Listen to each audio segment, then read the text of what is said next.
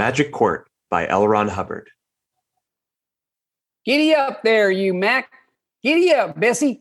Concern you for a pair of busted down, wall-eyed, spavined ignorindopedes getting so a man can't even get 10 winks on his own chuck wagon without you buzzard baits clowning up. Old Laramie curled 20 feet of whip into a powerful pop about their ears, and the pair of swaybacks began to pull once more. The chuck wagon clattered and rolled over the last small hump and started down the curving, treacherous trail which led into and through Dally Canyon. A horse is often wiser than a preoccupied man, and Bessie or Mac might have had something to say if they could talk. For two wagons wouldn't pass on this narrow trail. They let the whip pop away their caution, and downward they shuffled. Old Laramie had not liked being disturbed. It was just about dusk, and shortly he would be elbow deep in the onerous duties of the cook of the Lazy G. When the horses had shied and stopped, he had been halfway through a little book titled The Secret of Power, a 25-lesson course in the occult sciences, giving the student positive control of his fellow men. That was for old Laramie. By gad, if he didn't get some control over something pretty soon, he was going to turn up Digger Injun, complete with breech clout, and let 'em all go to the devil. For ever since Lee Jacoby had come as foreman to the Lazy G, the life of old Laramie had been worth less than a second-hand chaw of old mule. "Hey, you cookie!" Lee Jacoby would howl. "You call this chuck, or did you make it to shoe horses with?" Or, "My God, Cookie, I didn't know you was an expert on mixing poisons. Boys, we ain't got a cook, we got an apothecary. Throw it out and get some ham and eggs." it was the quality of the wit which injured.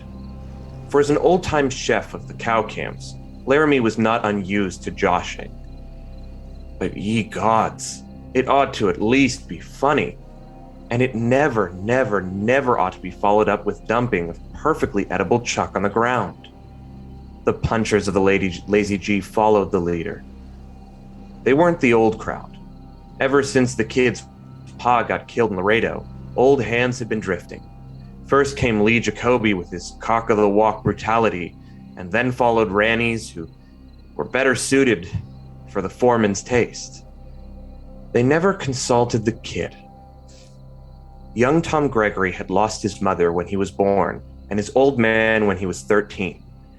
And now at 14, he was owner and title only, the Crawford County Bank, meaning old man Williamson actually running the spread. It was all legal enough, but things were happening. One of these days, the kid would have to drift, penniless, and old Laramie was trying hard to stand by. By cracky, Sighed old Laramie, thumb in the book and eyes vacant. if I could do just 1/16 the things this Hindu feller says I can, I could run that Lee Jacoby plumb off in the range, and Williamson to boot.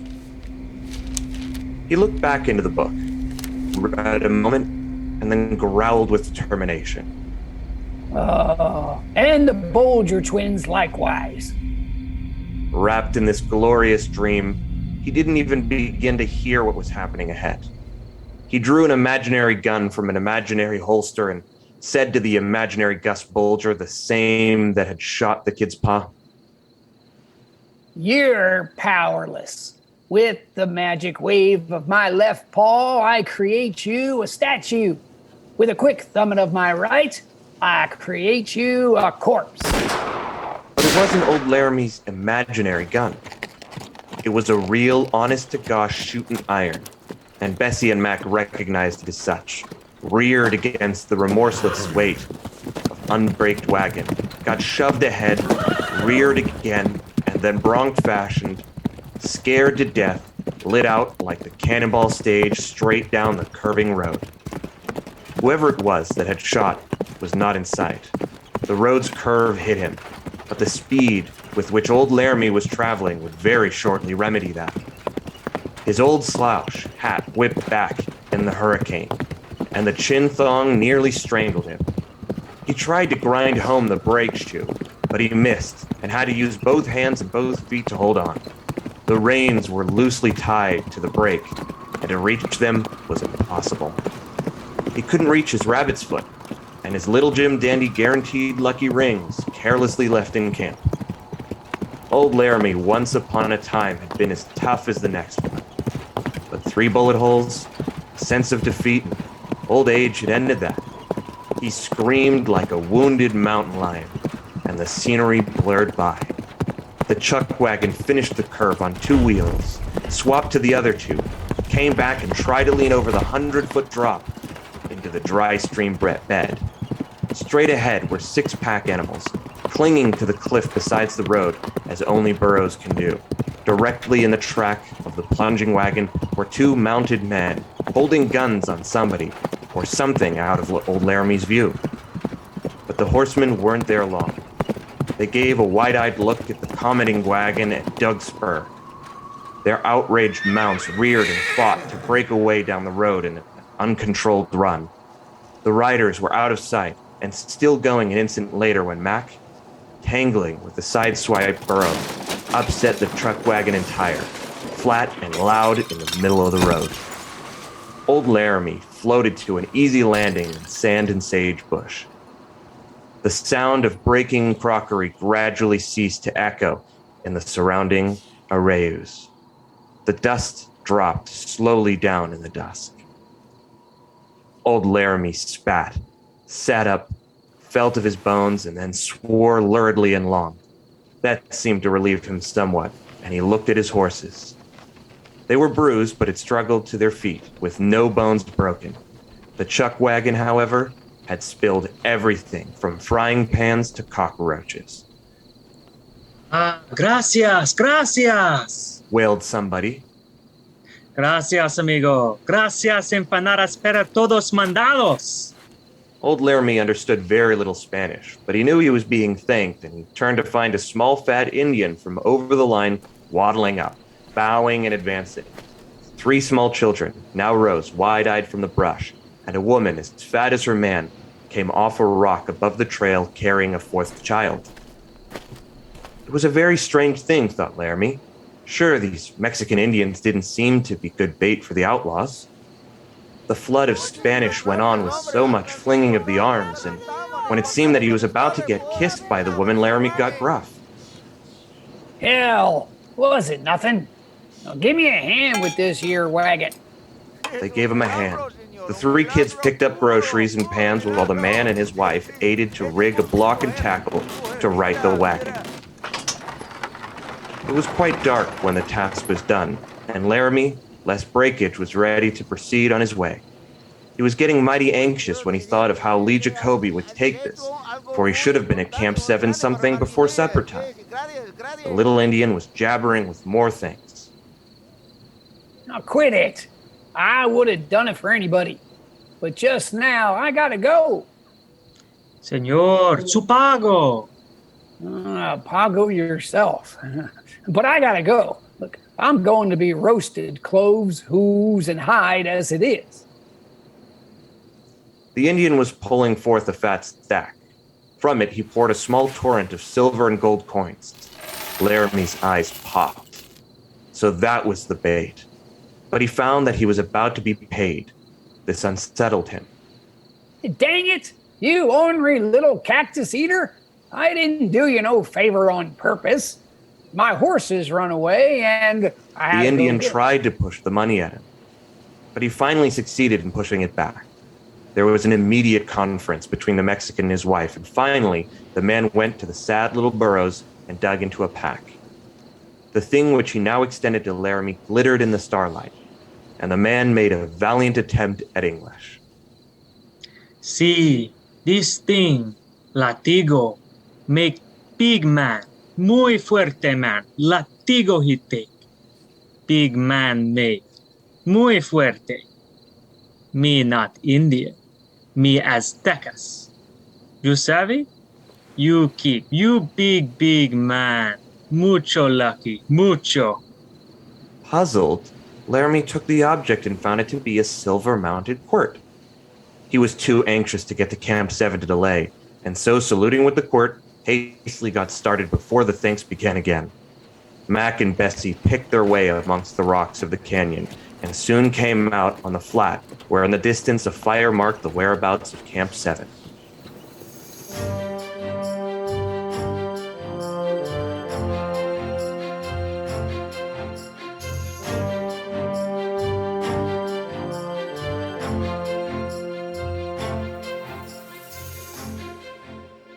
Laramie drew up beside the blaze and found Lee Jacoby standing there, eyeing him with his usual evil glare, and perhaps something more. Without the palaver, Laramie got down, threw the back of the wagon open, and hurriedly began to throw cold beans and sow belly in the direction of the blaze. Working so fast he was nearly a blur, he had supper ready for 10 plates in less than 15 minutes. With an occasional grin and jibe, the punchers jostled each other past and, carrying their handouts and coffee mugs to nearby stones, soon ended the meal. All this time, Lee Jacoby had said nothing. The silence was worse than a tongue lashing, and when Laramie had handed the big, black-eyed devil his chuck, the old cook shuddered. But still, Lee Jacoby said nothing. Later, when he was cleaning up, Laramie ruminated upon it uncomfortably, and the kid, coming up, had to speak twice before Laramie heard him. Oh, hello, kid. He stopped and looked closely at the youngster. It was plain, even by the fitful firelight, that the kid had been crying. Huh. What's up, kid? Nothing, Laramie. Working too hard, maybe? No. Hell, it'd be a relief to work. I just rode out to see how things was doing here. Somebody dress you down, maybe? No. What do you care for these big stiffs? Well, maybe the bank, huh? The kid was silent and quickly changed the subject.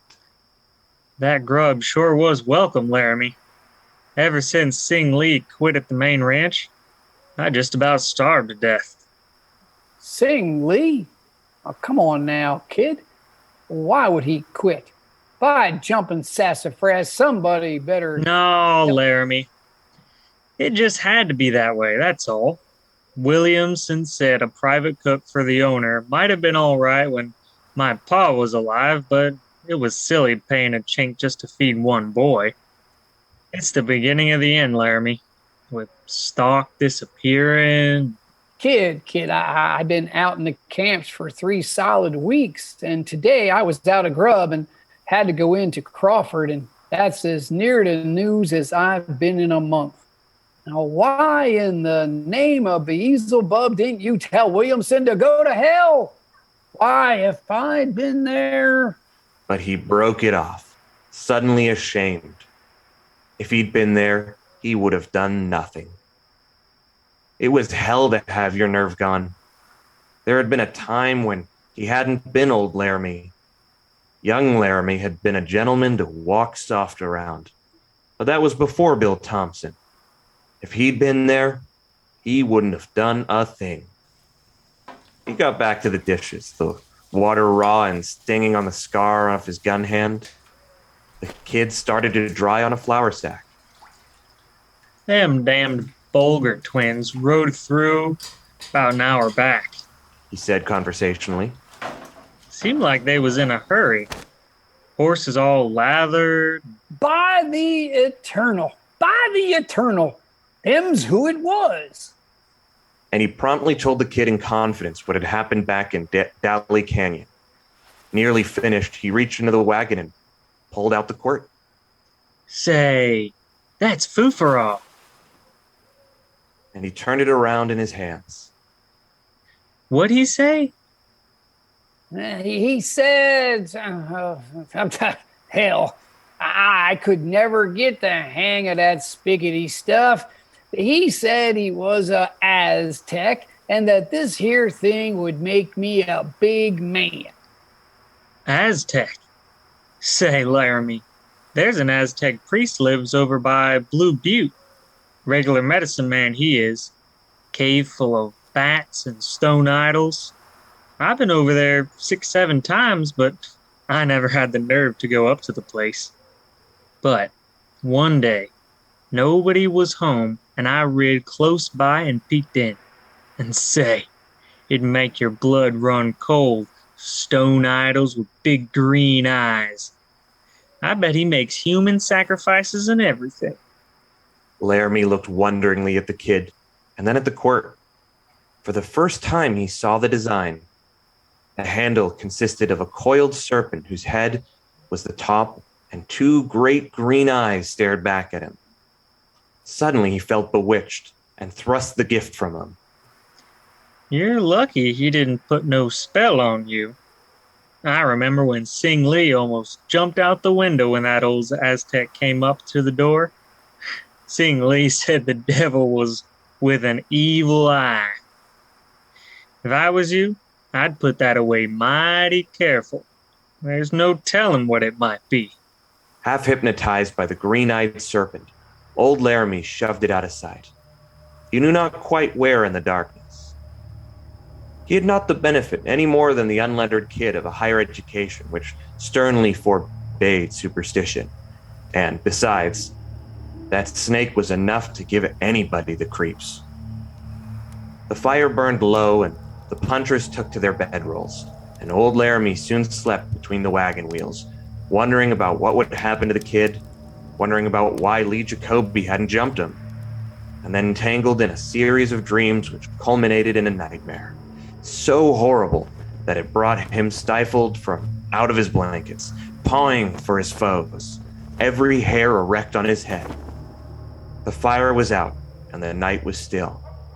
A coyote answered another coyote, and then a wolf with a low, quavering moan silenced all the lesser beasts. A moon cast a sickly light across the plains. It was still. It was lonely. Old Laramie's heart quieted down, and he sank back, but the bed was uncommonly uncomfortable, and he twisted about for minutes before he finally investigated. It was the quirt. He had shoved it into his blankets in air, and on retiring had mistaken it for a rock. He whipped it out, and it glittered in the moonlight, the 2 green eyes glaring at him. Make big man, the little engine had said. Old Laramie scowled. But it was a funny thing about the quirt. It didn't seem to be so unfriendly now. As he looked at it, a quietness stole over him. Supposing, he sighed as he lay back and covered his head, supposing that was really true. Supposing that just by owning this quirt, a man got to be big and powerful. That was a comfortable thought. Suddenly, he sat upright and worked his blanket toward the tailboard. He reached up with a knowing hand and brought down one of his books. He thumbed the pages in an unsteady light of a match. But amongst all other magical religions, that of the Aztecs was the most powerful according to record. Those tribes which lived in Arizona and New Mexico at the time of the Spaniards coming were found to be in possession of much black magic, accounts of which have come fragmentarily to us from the early explorers. It is said that some of these Aztec priests could produce howling storms at will, and it was in one such that 5 men of the party of Juan Perez perished. They had also the power of amulets and charms, which in their use would protect the wearer against evil and create him a demon to his enemies. It is stated in the Perez Journal that by the use of such a charm, one priest was able to withstand the shock of 5 Spanish troopers riding him down at full charge with lances. Unaccountably, 2 of the troopers fell dead during the attack. The feathered serpent played a large part in the rituals of Aztec magic.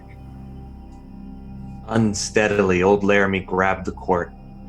The flaring match showed him something he had previously overlooked. The serpent on the handle had feathers. Feathers which gleamed palely by the light of the moon. Next morning, old Laramie ladled out the hot cakes to the men with an air of grand disdain. It was early, still dark, and the punchers were either too sleepy or too hungry to notice. For once, no one made fast comments on the quality of the food, and when they came back for thirds, old Laramie banged down a lid and began to clear away. There was no argument. The sun came up shortly, after the last cayuse had been manhandled into servility for the day's work. Old Laramie stood around the deserted camp, flicking his scuffed boot with the quirt and admiring the scenery. How clean and clear it all looked. Funny, but the sky hadn't been as pretty as this to him for 20 years. Not since he was a kid riding range in the Panhandle. The crystal air was better than a jolt of bar whiskey, and the sage smelled like perfume. He sang contentedly as he strolled, and so engrossed was he in the atmosphere that he didn't hear Lee Jacoby come up. Cookie! Out of habit, Laramie turned in fright, but his new courage was too strong to be put down. Well, Get out to the holding corral and give the boys a hand with the wire. It's been cut in 50 places, and we need help. Now get! Laramie looked coldly at the foreman. Flicking his scuffed boot with the quirt, he said, since when, Mr. Foreman Jacoby, does a cook mend wire? Since now! Well, Mr. Foreman Jacoby, there's your chuck wagon, and you know where you can put it. Me, I'm cutting me out a hoss and drifting to town for amusement. I'll take $57.29 wages here and now. Jacoby blinked at the stern face. Suddenly he yanked a pad out of his Levi's and wrote a note with a pencil stub. This he threw at the cook. Without further conversation, Jacoby wheeled his bay and rode out of the camp. Old Laramie grinned insolently. He gave the quirt a masterful spin and flicked the fallen note so that it rose to his hand. Mr. Williamson, pay bearer $59 in wages. Also send me new cook today, Jacoby at Camp 7. Laramie cut himself out a mean-eyed sorrel, pulled his saddle gear out of the chuck wagon, and, with his worldly possessions on the cantle behind him, rode in great dignity due north across the flat to re-enter Dally Canyon.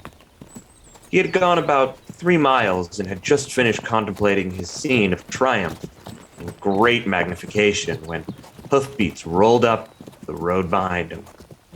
The kid drew up beside him on a blowing American saddler. Gee whiz, Laramie. Gee whiz. You're not walking out. Gee whiz, you're the last man left of the old outfit. Come on, Laramie. Please don't do that.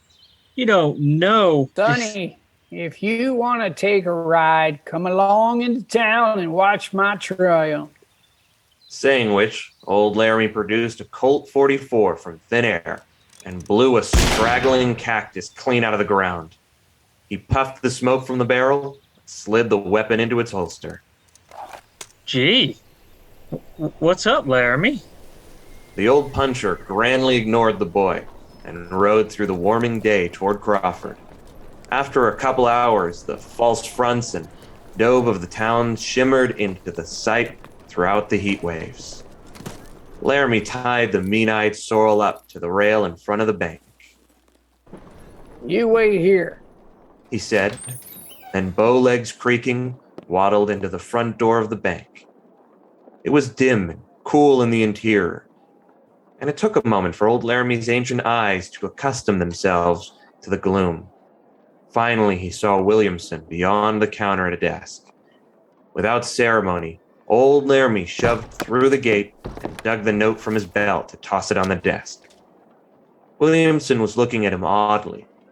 The man was bald and fat, and he hid a deal of craftiness under a large amount of false bluster. He seemed to have no bluster left, however. Without taking his fascinated gaze off Laramie, he picked up the note. After a little, he distracted himself enough to read the words.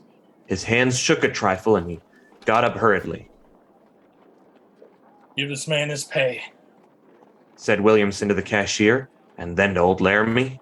Are you leaving town?" Yeah, don't reckon I will for a spell. This seemed to give Williamson a great deal of reason to think. He retreated to his desk and sat there staring at Laramie.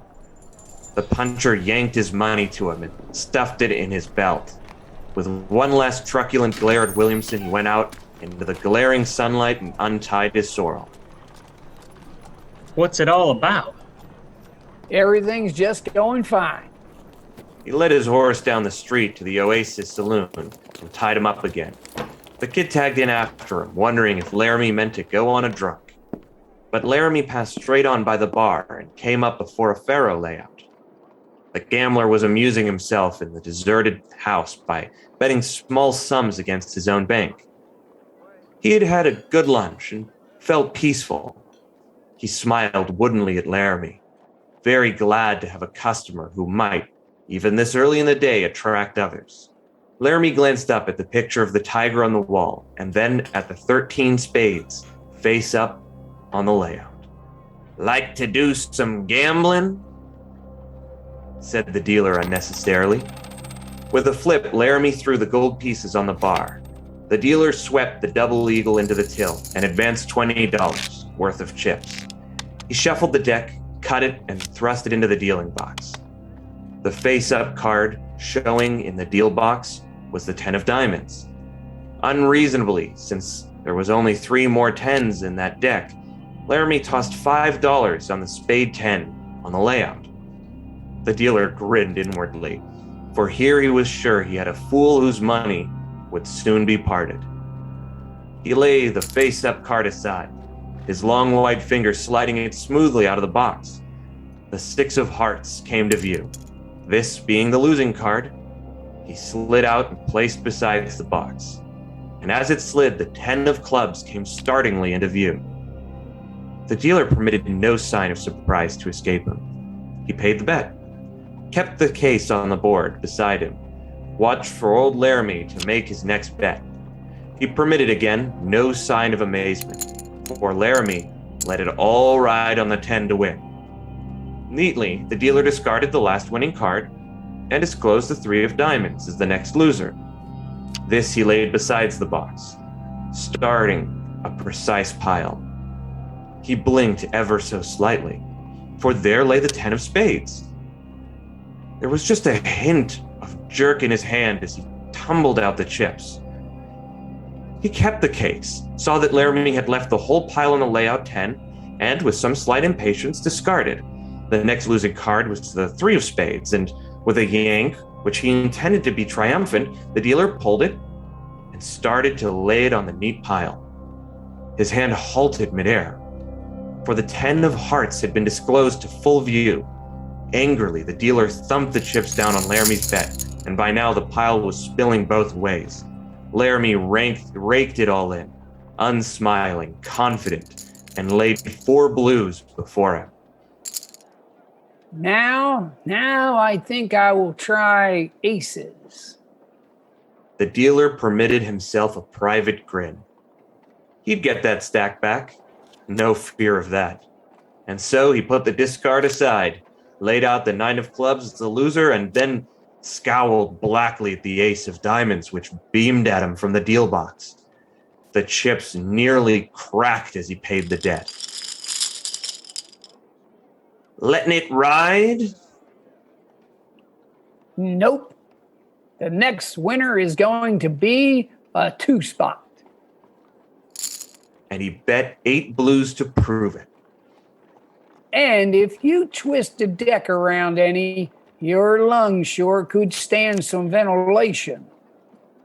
The dealer discarded, disclosing the jack of spades as the loser, and then slipped this out to find the 2 of spades lying in full view.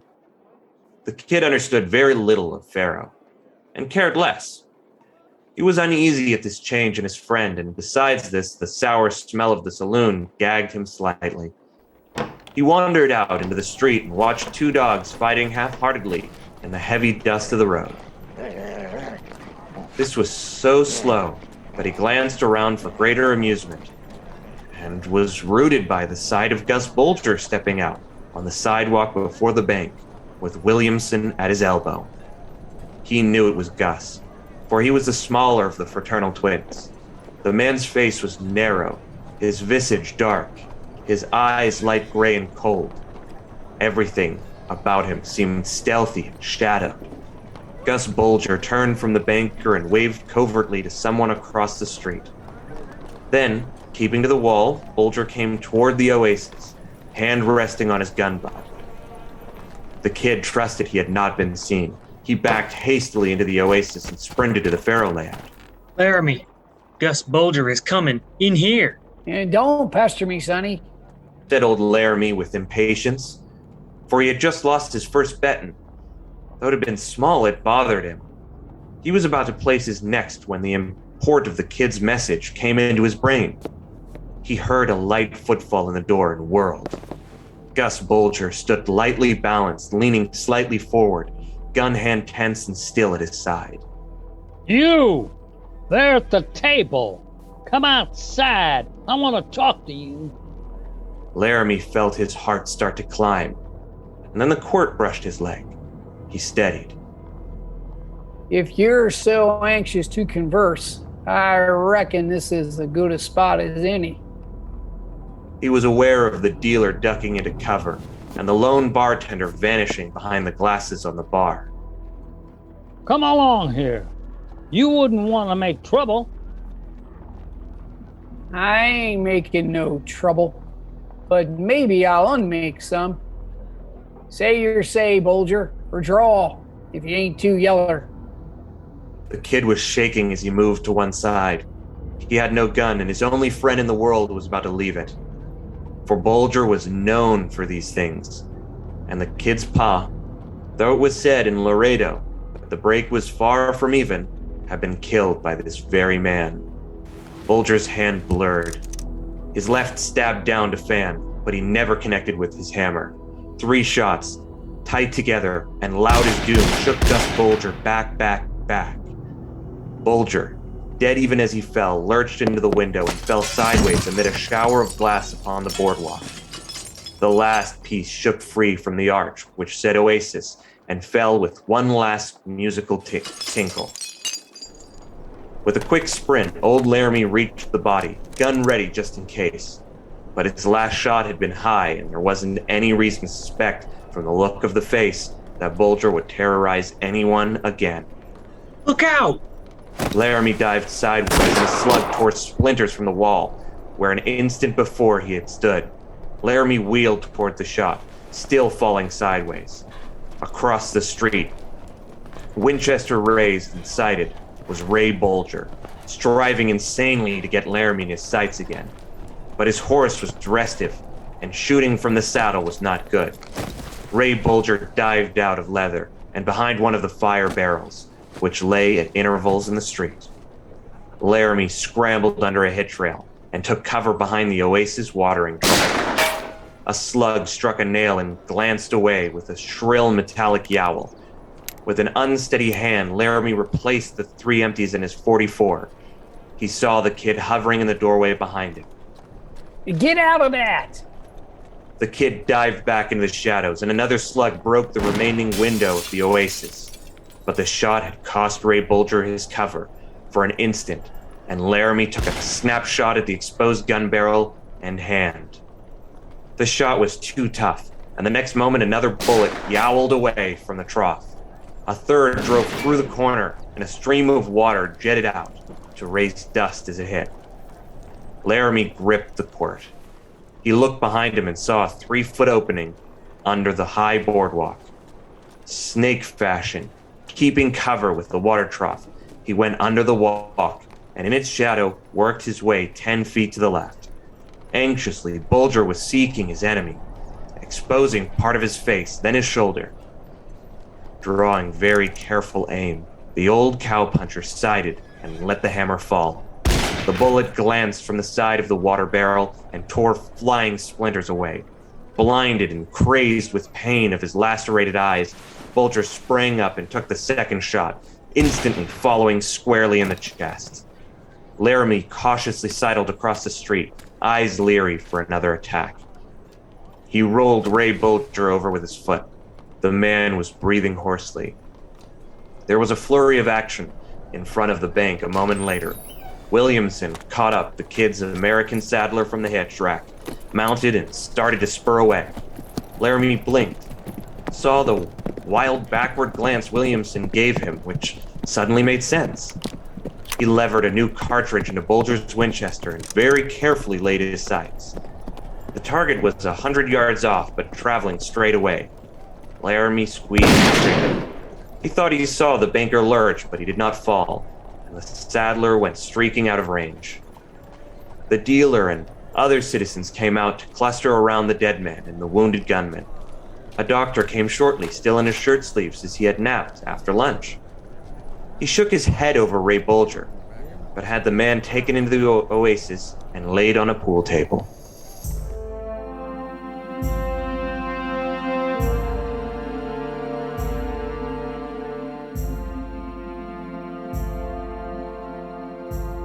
The kid was standing pop-eyed before Laramie. Several citizens stood back at a respectful distance and stared. Laramie took a long breath, hit his boot with the quirt, and with something like a swashbuckling air went down to the sheriff's office to give himself up. This gesture was not climaxed, for the sheriff was not there, and a deputy, following discreetly, told Laramie in a courteous voice that he didn't have any authority, not having a warrant. The sheriff, he went to check on some rustling, explained the deputy. He won't be back for a couple hours or so. Have a seat, sir. Laramie sat down in the sheriff's chair, put his spurs amongst the scattered reward posters, and built himself a cigarette. He was grandly unconscious of the citizens who, too late for the shooting, tried to look indifferent as they strolled by and stared in. Soon a knot of small boys had to be dispersed by the deputy, who came back hardened. Sheriff's coming up the road. Got somebody with him, looks like. If you'll wait just a minute, he'll be right here. The sheriff dismounted and, thrusting people to one side and the other, gained his office. He had already been told by only slightly coherent witnesses in the last 10 feet that he had a big gunman in there waiting to give himself up. Come on in, Lee. Lee Jacoby looked nervous. He glanced at the people, trying to make out what was going on, and then, with a stench on his nerves, started to walk in. Them Bulgers Said a loafer from the livery stable. was just about the toughest customers we ever had in these parts. I reckon we... Lee Jacoby stopped. He hesitated and began to back away, hand on his gun. Come on, Lee. Insisted the sheriff. Why, what the hell? Laramie had gotten out of the chair at the first mention of Lee. He cat-footed to the door, and there in the glaring daylight saw the foreman backing.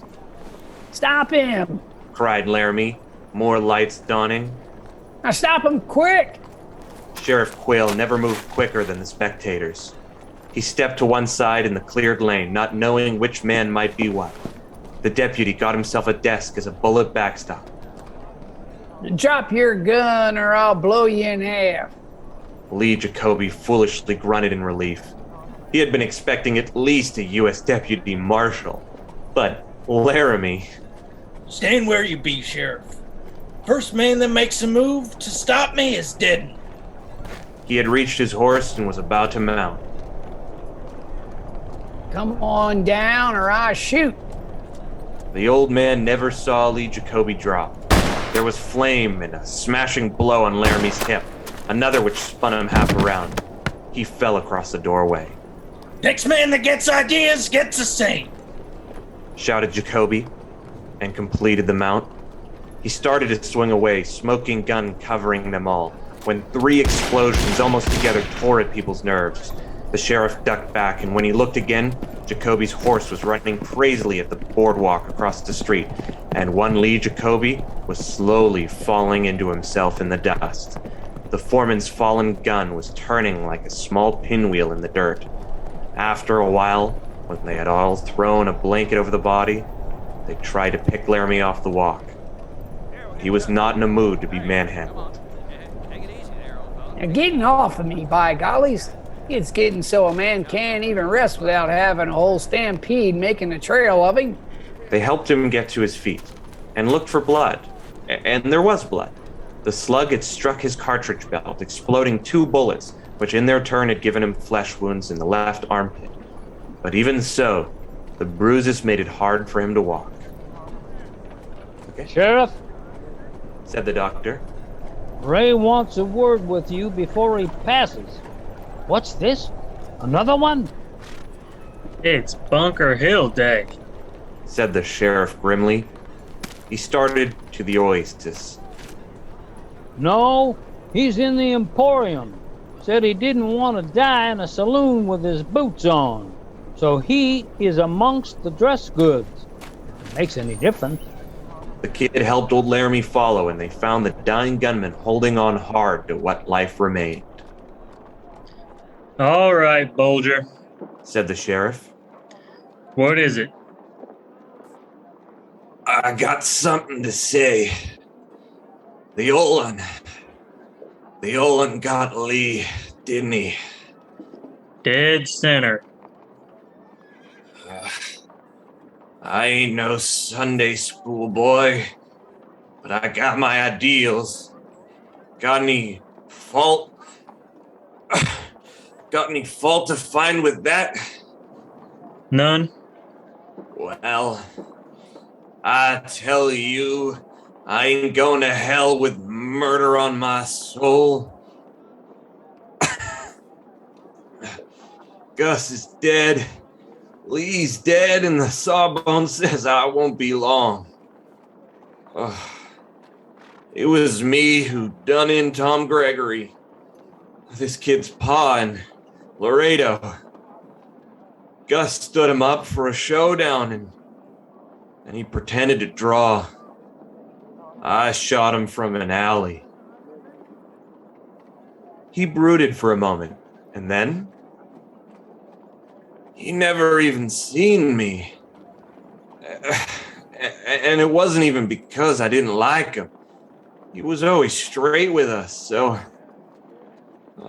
I got another score to pay off. It's Williamson. Go down and get him, because it was him paid me and Gus to kill Gregory. Get Williamson. And hang him for murder. Because he killed Gus and Lee and Gregory, and all because he wanted money. Money ain't worth a damn compared to a man's life, is it? He saw then that they knew he was crying because he wanted to live, and the day was bright. Get the hell out of here! Wait a minute, Ray. You say Williamson did something?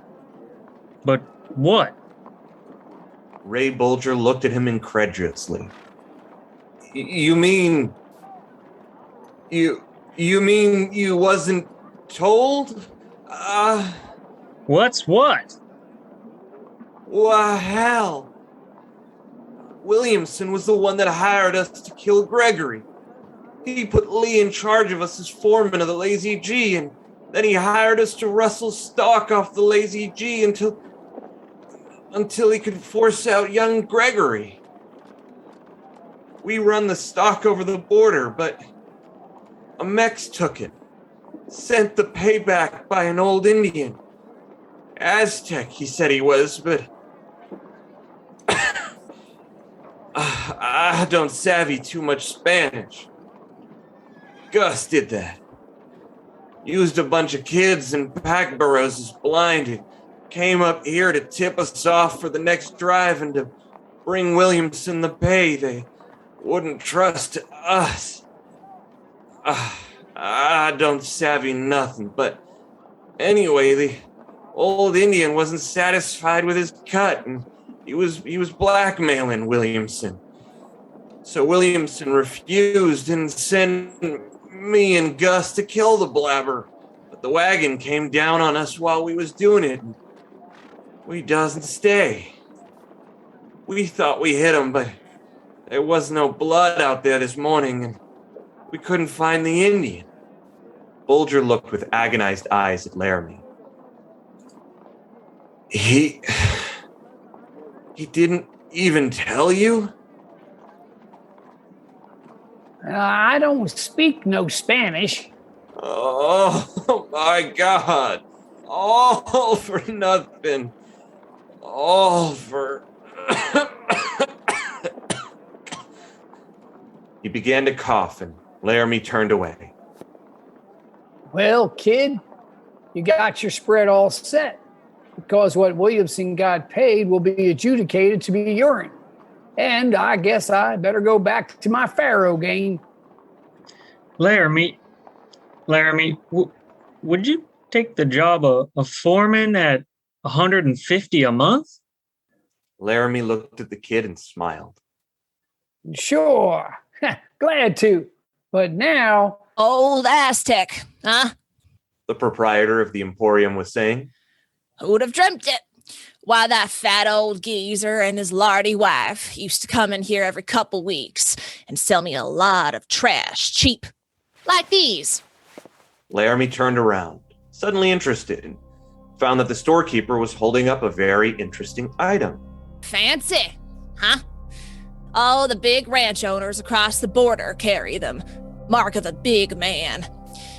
$2.50 if you want one as a souvenir, Mr. Lara. But I see you've already got one. Laramie was stricken. What's the matter? Pleaded the kid, afraid. The deputy came in to find the sheriff. We got Williamson. He was plucked up so bad he fell off a mile east of here, and a puncher brought him in. Hey, what's the matter with you, Mr. Laramie? But Laramie was past hearing. His eyes resting on a rack of silver-feathered serpent quartz 50, just like his own, began to glaze. The amulet slipped from his fingers to the floor, and old Laramie, in a dead faint, sagged down on top of it, out cold.